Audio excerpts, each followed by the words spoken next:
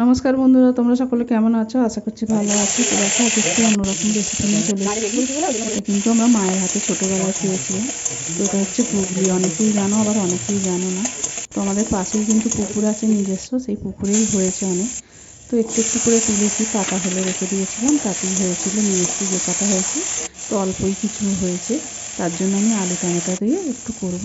তো ঘুগলিগুলো প্রথমে নুন হলুদ দিয়ে ভেজে নিয়ে আমি তুলে রেখে তাতে দিয়ে দিলাম পেঁয়াজ আর আদা রসুন বাটা, টমেটো, আলু দিয়ে হলুদ গুঁড়ো, লঙ্কা গুঁড়ো, নুন দিয়ে ভালো করে কষিয়ে নিয়ে ওই গুগলি ভাজাগুলো দিয়ে দিলাম। অল্প জিনিসগুলো, তাই একটু আলুটা বেশি আর টমেটোটা দিয়ে করলাম। সবার পাতেই একটু একটু দিতে হবে। তো ভালো করে নাড়াচাড়া করে নিয়ে আমি ঢাকা দিয়ে দেবো। তো আলু আর গুগলি সিদ্ধ হয়ে গেছে মোটামুটি, আমি নামিয়ে নেবো এবার। তো নামাবার আগে একটু ধনেপাতা দিয়ে দেবো। তো তোমরা এরকম ঘুগলি খেতে কে কে খেয়েছো সেটাও কমেন্টে জানাবে, আর কার কার ভালো লাগে সেটাও কমেন্টে জানিও। তো হয়ে গেল আমাদের ঘুগলি আলু টমেটো দিয়ে তরকারি। তো দারুণ ছিল, মাংসের থেকেও কিন্তু খেতে খুব ভালো এটা। তো ভিডিওটা ভালো লাগলে একটা লাইক দিও। দেখতে থাকো, টাটা।